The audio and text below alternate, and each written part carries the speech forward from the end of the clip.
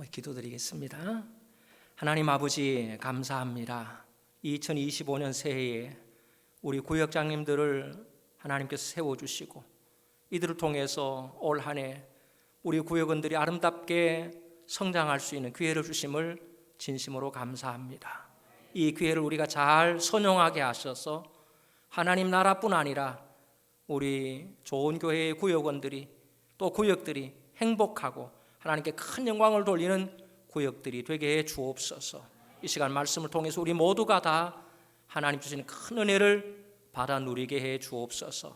예수님 이름으로 기도드리옵나이다. 아멘. 먼저 2025년 새해에 우리 구역장으로 임명받으신 모든 분들 주님의 이름으로 축복해 드립니다. 축하합니다. 아무나 구역장도 되는 거 아닌데 하나님께서 세워주셨으니 얼마나 감사합니까?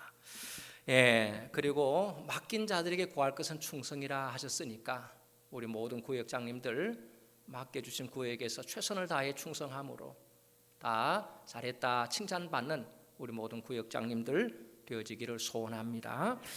오늘 저는 아까 읽은 그 제목 그대로 내게 줄로 재어준 구역이라고 하는 제목을 가지고 한 두 가지를 말씀드리고자 합니다. 구역장으로 우리가 헌신을 하기 위해서 구역장 헌신 예배를 드리는데 과연 구역장으로 어떤 자세를 가지고 한 해 동안 우리가 구역원들을 돌아보고 우리의 구역을 관리할까? 어떤 자세를 갖추고 구역장으로서 역할을 해야만 되는가 하는 그런 구역장에 헌신된 자세 두 가지에 대해서 제가 간략하게 말씀을 좀 드려보려고 합니다. 제가 온 시간이 조금 늦게 왔기 때문에 마치는 시간은 늦지 않고 제대로 맞춰드리려고 합니다. 집에 가셔야 되니까 모두가 다. 먼저 오늘 말씀을 통해서 우리 헌신하고자 하는 구역장님들이 먼저 내가 이런 자세로 구역장으로 헌신해야 되겠구나 하는 그런 은혜를 받길 바라고 또 그러면 뭐 구역장 헌신 예배니까 우리는 구역장이 아니니까 우리는 귀담아 안 들어도 되겠다 그게 아니라 이 말씀을 통해서 그럼 나는 구역원으로서 나를 위해 헌신하는 구역장님들 그들을 위해서 나는 어떤 식으로 내 구역을 또 섬겨갈까 말씀을 통해서 그렇게 받으면 오늘 우리 모두에게 은혜가 되는 말씀이 되리라고 분명히 믿습니다. 먼저 첫 번째로 그럼 구역장님들은 어떤 자세로 헌신해야 될까요? 오늘 본문에 나오는 대로 내게 줄로 재어준 구역은 참 아름다운 곳이다. 실로 아름답다. 그렇게 고백하며 헌신하자는 것입니다. 오늘 본문 여러분 16장 우리가 읽었잖아요. 6절에 다시 한번 보겠습니다. 내게 줄로 재어준 구역은 아름다운 곳에 있으며 나의 기업이 어떻다고요? 실로 아름답도다. 그러면 지금 보세요. 시편 16편은 누가 지은 시예요? 표제에 보니까 표제라는 말은 큰 갈로를 말해요. 큰 갈로 안에 보니까 다윗의 믹담이다 그렇게 돼 있죠. 그러니까 시편 16편은 누가 지은 시라고요? 다윗이 지은 시예요. 그럼 다윗이 오늘 16편 6절에 내게 줄로 재어준 구역이라 그랬으니까 그럼 다윗에게 하나님이 줄로 재어준 구역은 어디일까요? 좁게는 예루살렘 다윗 성이니까 예루살렘일 것이고 조금 더 넓게 보면 아까 여러분 말씀하신 대로 이스라엘이 될 거예요.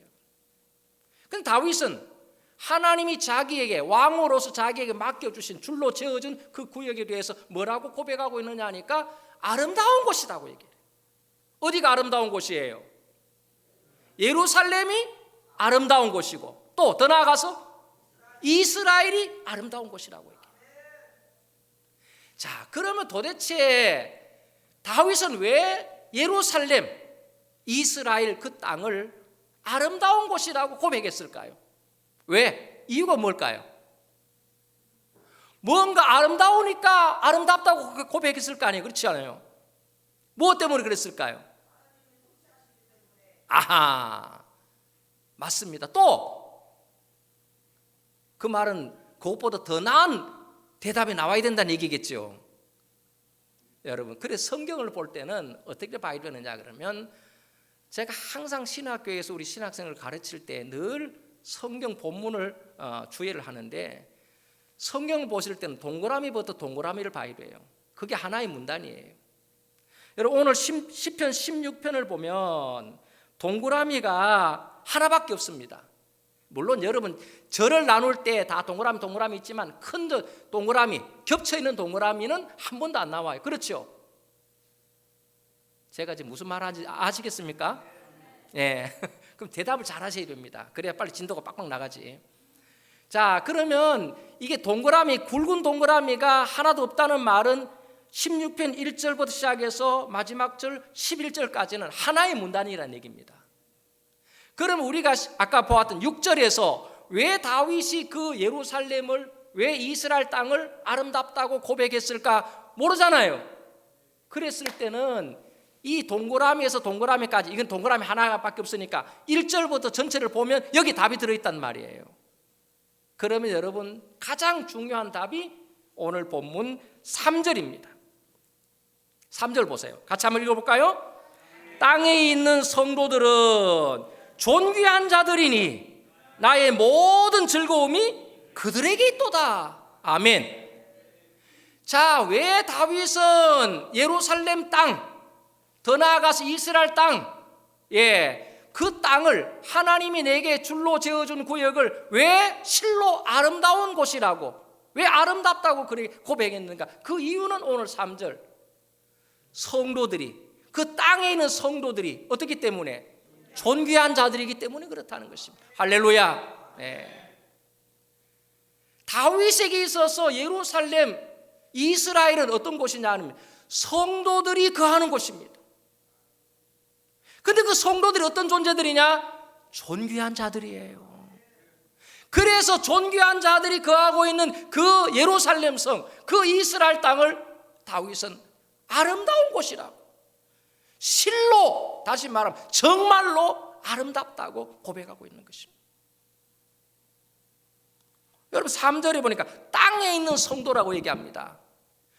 성도는요, 저 천상에 있는 게 아니에요. 어디 있어요? 땅에 있어요. 땅. 예루살렘이란 땅에 존재하고 있고 이스라엘이라고 하는 땅에 존재하고 있단 말이에요. 근데 그들은 뭐라고 부름을 받느냐? 성도라고 부름을 받아요. 성도가 뭐예요? 거룩한 무리들이란 말이죠. 그게 성도예요. 그 거룩한 무리들이 그 땅, 예루살렘에, 이스라엘 땅에 존재하고 있기 때문에, 그래서 다윗은 하나님이 줄로 재어준, 자기에게 맡겨주신 이 예루살렘 성, 그 이스라엘 땅을 아름다운 곳이라고 고백하고 있단 말이에요. 그러면서 그 3절 뒷부분에 가보면 자기의 모든 즐거움이 어디에 있다고 얘기합니까? 그들에게 있답니다. 그들이 누구예요? 성도들이고 존귀한 자들이에요. 여러분, 성도들이 존귀하다고 얘기를 합니다. 아주 존중하고 귀하게 여김을 받는 자들이 성도들이에요. 오늘 우리가 어떤 존재들이냐? 하나님 앞에서 다 소중하고 아주 귀중한 존재들이에요. 다윗은 그런 자들이 자기에게 줄로 재어준 구역 안에 있기 때문에 그들을 바라보는 다윗의 마음은 정말 아름다워, 그 마음의 모든 즐거움이 다 그들에게 있다는 거예요. 오늘 우리 구역원들이 헌신할 때 어떤 마음의 자세로 헌신해야 되느냐? 우리 구역 안에 있는, 하나님이 우리 목사님을 통해서 내게 줄로 재어준 구역 안에 있는 내 구역원들이 다 아름답다고 고백해야 됩니다. 이제 좀 이따 두 번째 얘기해야 할 때 제가 조금 더 자세하게 말씀드리겠는데, 여러분, 구역장들이 자기에게 맡겨진 구역 식구들을 보기만 봐도 아름답다 그렇게 해야 되는데, 그런 고백들이 잘 나오지 않습니다. 왜 그래요? 개 중에는 좀 속 썩이는 자들이 있기 때문에 그런 거지. 여기 보세요. 지금 이 예루살렘 성 안에, 그리고 지금 이 이스라엘 땅 안에 전부 다 다윗의 마음에 드는 사람이 있는 건 아니에요. 근데 다윗은 지금 이 땅에 있는 자들이 누구라고 그러냐면 성도라고 불러요. 성도, 거룩한 무리. 그리고 그들은 성도이기 때문에 존귀한 자라고 표현합니다. 그래서 자기의 모든 즐거움이 그들에게 있다는 거예요. 오늘 우리 구역장들도 혹시나 내 구역 안에 좀 내 마음에 들지 않는 구역원들이 있다 그래도 여러분, 그도 누구예요? 성도예요. 하나님이 거룩하게 구별해 놓으신 하나님의 백성이에요. 성도예요. 내가 볼 때는 좀 시원찮아. 또 세상 사람들이 볼 때도 그 성도가 시원찮아. 그래도 하나님은 그 성도를 어떻게 보신다고? 존귀한 자로 보신다는 얘기예요. 그래서 구역장들은 자기의 구역 안에 있는 모든 구역원들을 볼 때 실로 아름답다, 그렇게 고백할 수 있어야 되는 거예요. 이런 고백이 되어져야 성도들, 구역원들을 바르게 잘 지도할 수 있고 관리해 갈 수 있다는 거예요. 이런 마음의 자세가 없으면, 이런 아름다운 고백이 없으면 여러분, 구역장으로 헌신하는 것이 짐이에요. 왜 빨리 1년이 안 가느냐고. 빨리 벗어버리면 좋겠는데 뭘 벗어버려. 다음에 또 구역장으로 임명될 텐데 뭘. 그러지 말고, 이래 봐도 저래 봐도 시원찮지만 그래도 하나님이 구별해 놓은 자, 성도이기 때문에, 하나님이 보시기에 너무너무 존귀한 자이기 때문에, 그래서 나는 그들을 볼 때마다 실로 아름답도다, 그렇게 고백하게 되고, 이런 마음의 자세로 그들을 존귀하게 대한다고 하면 정말로 우리의 구역이 어떤 구역보다 더 아름다운 구역이 되리라고 분명히 믿습니다. 그러면 구역장들은 그렇고, 반대로 구역원들은 거꾸로 뒤집어 생각해 봐야 되는 거예요. 너무 구역장들에게만 짐을 지면 안 되고. 그러면 나의 모든 즐거움이 그들에게 있다 그랬죠. 그럼 구역원들은 어떻게 해야 되겠습니까? 우리를 위해 헌신하는 구역장들을 위해서 어떻게 하면 되겠어요? 성경 요 말씀대로 얘기하면 우리가 그들에게 뭐가 되면 돼요? 즐거움이 되면 되는 거지. 나의 모든 즐거움이 그들에게 있다고 지금 우리로 말하면, 오늘날 말하면 구역장이잖아요, 다윗이. 그가 그렇게 고백했으니까 반대로 그럼 구역원들의 입장에서, 백성들의 입장에서는 다윗의 즐거움이 되어주면 되는 거잖아요. 여러분, 구역원들이 우리를 위해서 헌신하는 구역장들에게 즐거움이 되어줘야 돼요. 기쁨이 되어줘야 되고 감사가 되어줘야 돼요. 골칫거리가 되면 안 된단 말이에요. 이상하게 자꾸 속썩이고 그러면 안 된다는 거예요. 왜 구역장들이 올해만 하고 나 그만둘란다, 왜 그 얘기 하겠어요? 구역원들이 말 잘 들으면 다음에 또 하고 싶지. 근데 내년에는 안 할란다고 하는 이유는 뭐예요? 구역원들이 속썩인다는 말이지. 여러분, 구역장들 보고 헌신하네 안 하네 얘기하지 말고 구역원들을 또 우리를 위해 헌신하는 구역장이 기쁨으로 즐거움으로 헌신할 수 있도록 우리 또한 그들에게 즐거움이 되어주자, 그 말이에요. 어떻게 하면 그럼 구역원들이 구역장에게 즐거움이 될 수 있습니까? 성도답게 행동하면 됩니다. 존귀한 자답게 행동하면 되는 거예요. 근데 성도이면서도, 성도라면 아까 거룩한 무리잖아요. 세상과 구별된 거지요. 근데 구역 안에 보면 구역원들이 세상 사람하고 똑같아. 어떻게 보면 어떨 때는 세상 사람보다 더 나쁘게 행동을 한다. 그걸 보는 구역장이 속이 타는 거죠. 분명히 존귀한 자들이라 그랬는데 존귀한 게는커녕 늘 세상 사람들 이리 치이고 저리 치이는 존재가 되니까 그런 구역원들을 보는 구역원의 마음, 구역장의 마음이 얼마나 아프겠냐, 그 말이에요. 그러니까 이렇게 하십시다. 먼저 첫 번째로, 구역장들은 하나님이 어떻게든지 목사님을 통해서 내게 재어준, 이 줄로 재어준 구역, 이 구역 안에 있는 우리 모든 구역원들이 성도이기 때문에, 존귀한 자이기 때문에 아름다운 곳이라고, 내 구역이 정말 아름답다 고백하며 헌신하는 구역장들이 되고, 또 우리 반대로 구역원들은 우리를 위해 헌신하는 구역장들이 그 기쁨과 즐거움으로 그 헌신을 할 수 있도록 내가 삶 속에서 성도답게 살고 존귀하자답게 살아가도록 노력하자 그 말이에요. 그럴 때 된다는 것입니다. 두 번째, 그러면 구역장은 어떤 자세로 구역장의 역할을 해야 될까? 오늘 본문하고 조금 동떨어져 있지만 이 구역은 기업이라고 하는 것과 연결이 되죠. 그래서 기업으로 한번 넘어가 보겠습니다. 여러분 어디를 보시느냐? 자, 이제 넘어갑니다. 앞으로 넘어가겠습니다. 어디로 가느냐? 여호수아 14장을 보겠습니다.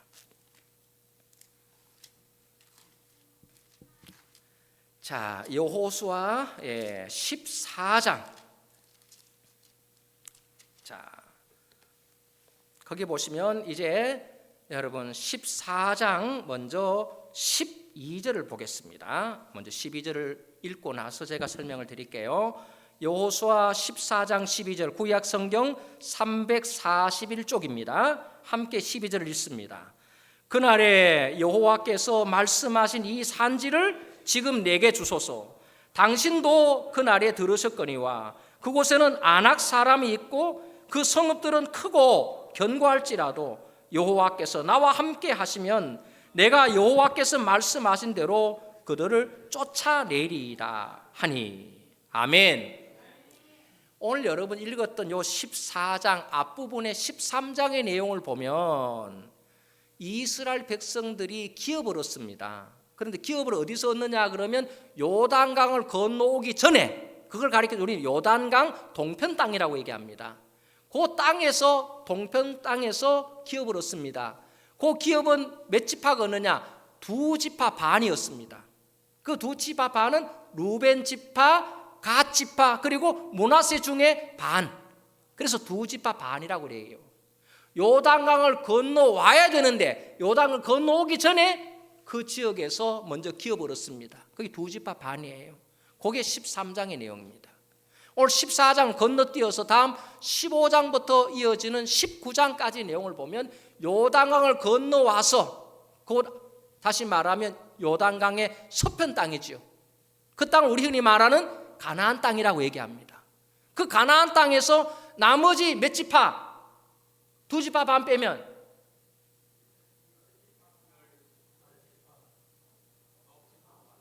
계산이 좀 정신 먹고 나고 또 집에 빨리 가야 된다는 생각 때문에 계산이 잘 안 돌아가죠. 12지파 중에 2지파 반이 먼저 요단강을 건너오기 전에 기업을 얻습니다. 건너와서 됐습니다. 9지파 반이 기업을 얻습니다. 역시 우리 좋은 교회는 똑똑해요. 우리 대전 주님교회보다 여러분 조금 더 똑똑한 것 같아요. 자, 9지파 반이 기업을 얻습니다. 근데 여러분 이 15장과 13장 사이에 지파도 아닌 유다 자손 중에 한 사람 갈렙의 자손이 기업을 얻는 내용이 먼저 14장에 나옵니다. 갈렙이 여호수아에게 나와서 이렇게 요청합니다. 여호수아여, 헤브론 땅을 내게 주십시오. 그렇게 요청을 해요. 아직까지 9지파 반이 기업으로 얻기 전인데 먼저 그가 나와서 내게 헤브론을 기업으로 돌라는 거예요. 당돌하죠. 그런데 당돌한 게 아니에요.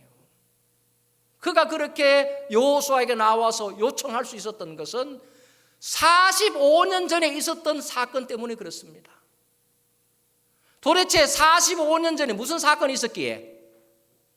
그게 가데스 바네아 사건입니다. 무슨 사건? 가데스 바네아 사건. 가데스 바네아는 지명입니다. 그 지명은 가나안 땅 들어가기 바로 직전에 있는 땅입니다. 남쪽 유다의 땅의 가장 밑에 있는 땅이 가데스 바네아. 거기서 45년 전에 어떤 일이 있었느냐? 각 지파 12지파에서 한 사람씩 대표로 차출해가지고 12명을 가나안 땅에 뭐하러 보내요? 청탐하러 보냈어요. 12명이 청탐하러 갑니다. 며칠 동안 청탐을 해요? 40일 동안을 청탐합니다. 40일을 청탐하고 돌아왔습니다. 돌아오면 보고를 해야 되겠죠. 보고를 합니다. 그런데 문제는 12명의 정탐꾼들의 보고가 둘로 나뉘어진다는 거예요. 몇 가지로 나누어져요? 두 가지로 나누어졌어요. 한 가지는 올라가자, 우리가 그들을 이기리라고 하는 것입니다. 이게 한 가지 보고예요. 그런데 이 한 가지 보고와 정다른 다른 보고가 올라옵니다. 어떤 보고예요? 우리는 절대 그 백성을 이기지 못한다. 그 이유가 뭐예요? 그들이 너무 강하기 때문이라는 것입니다. 이 두 가지 보고가 올라왔어요. 그 두 가지 보고를 든 이스라엘 백성들이 어느 보고를 채택했을까요? 보고를 채택하잖아요. 보고하면 두 가지 보고 올라왔습니다. 두 가지 다 채택할 수 없으니까 한 가지를 채택해야 될 거 아니에요. 뭘 채택했어요?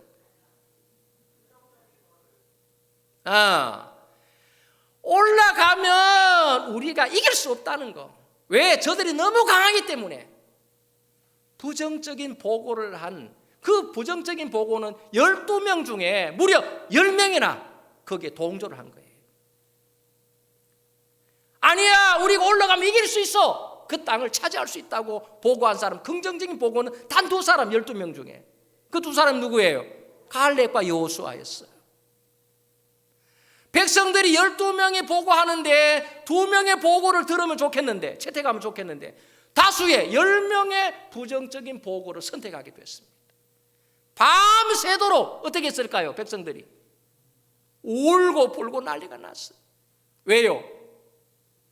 가나안 땅에 들어가기 위해서 지금까지 왔는데 가나안 땅에 못 들어간다니까. 왜? 그 땅에 너무 강한 사람들이 있으니 못 들어간다니까. 이제 여기서 죽으란 말이냐 하고 밤새 그들이 통곡합니다. 하나님이 그 모습을 보시고 하나님이 진노하셨습니다. 그래서 출애굽의 1세대들, 다시 말해 그 당시로 말하면 20세 이상으로 계수된 사람들은 한 사람도 못 들어간다. 다만 갈렙과 여호수아는 제외. 왜? 이들은 우리가 얼마든지 치러 가서 이길 수 있다고 보겠으니까.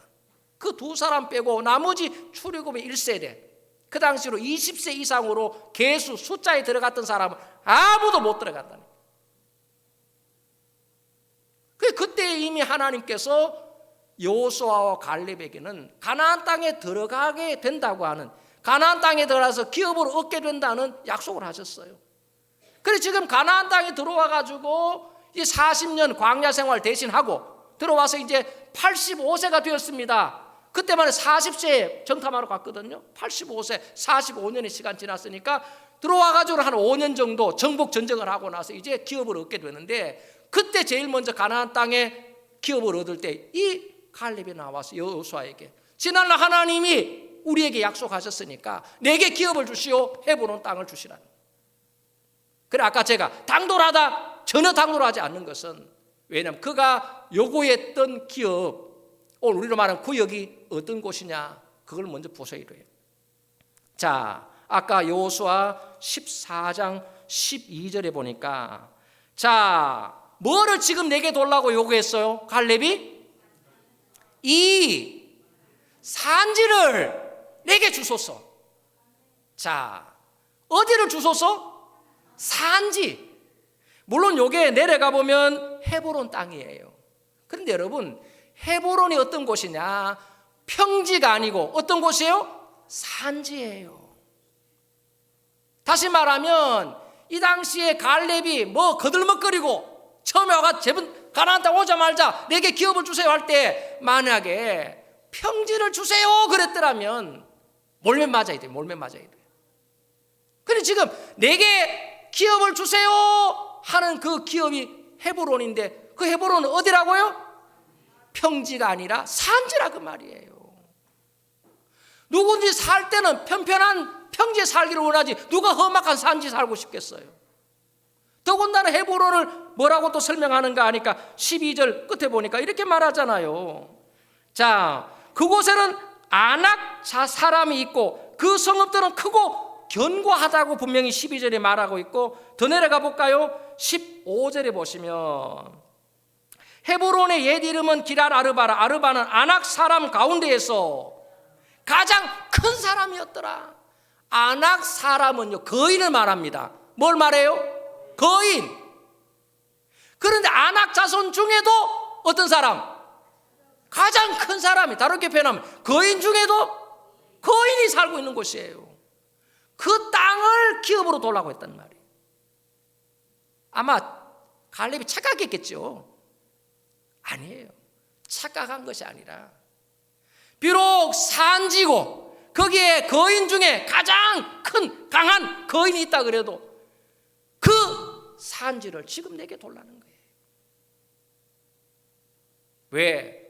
지금 아직까지 9지파 반이 기업을 얻기 전입니다. 만약에 갈렙이 평지를 주세요, 가장 옥토를 주세요 그랬더라면 9지파 반이 기입이 셌을 거예요. 그런데 두 사람 중에 한 사람 아니에요. 갈렙이 출애굽 1세대 중에 오직 유일하게 들어온 사람 두 사람 중에 한 사람 갈렙 아니에요. 근데 그가 기업으로 요구했던 것이 산지, 거기다 아낙 자손 중에는 가장 큰 사람들이 있는 곳을 산지로 얻었다 그 말이에요. 왜 그랬을까요? 그것은 그 12절 끝에 보세요. 뭐라고 얘기하고 있는지. 여호와께서 나와 함께 하시면 내가 여호와께서 말씀하신 대로 그들을 쫓아내리이다. 할렐루야. 아무리 그 땅이 아낙 자손 중에 가장 큰 사람이 있다 그래도 하나님이 나와 함께 하시면 내가 그 아낙 자손들을 쫓아내고 그 땅을 기업으로 얻을 것입니다. 그 산지를 내게 주세요 하고 요구했던 것입니다. 어땠습니까? 그 산지를 얻었을까요? 못 얻었을까요? 기업으로 얻었습니다. 할렐루야. 아낙 자손 중에 가장 큰 사람이 있었던 그 헤브론을 갈렙은 산지로, 하나님이 함께 하심으로 그들을 다 쫓아내고 그 땅을 산지로 얻게 되었다는 것입니다. 기업으로 얻게 되었다는 것입니다. 오늘 우리 구역장들이 갈렙 같은 이런 신앙으로 여러분들의 구역을 감당해 가시길 바랍니다. 여러분,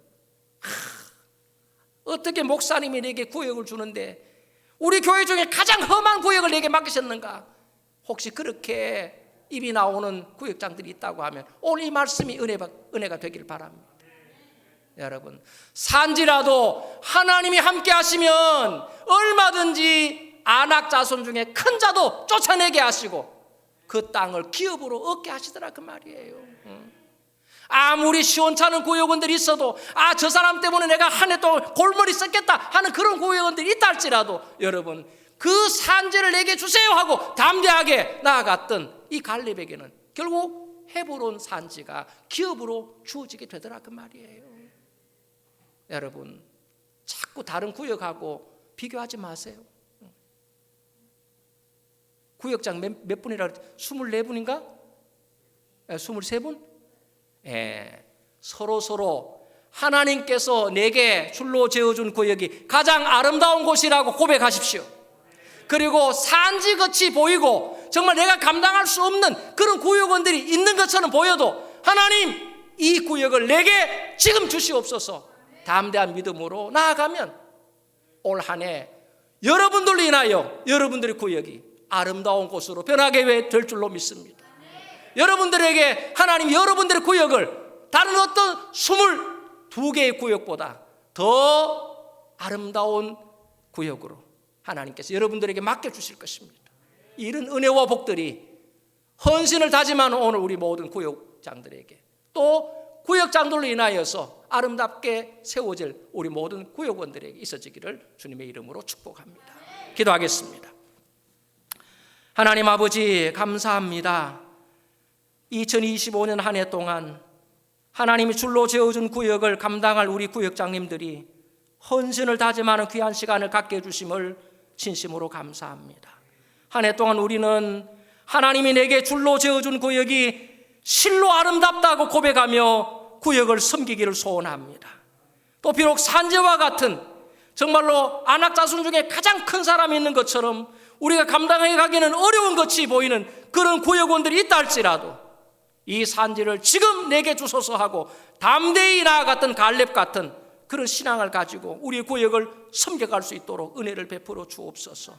그래서 우리 모든 구역들이 올 한 해 크게 성장해서 아름다운 구역으로 변화되어질 뿐 아니라 그러므로 인하여 우리 좋은 교회가 올 한 해 더욱더 크게 성장하고 부흥하는 아름다운 한 해가 되게 해 주옵소서. 예수님의 이름으로 기도드리옵나이다. 아멘.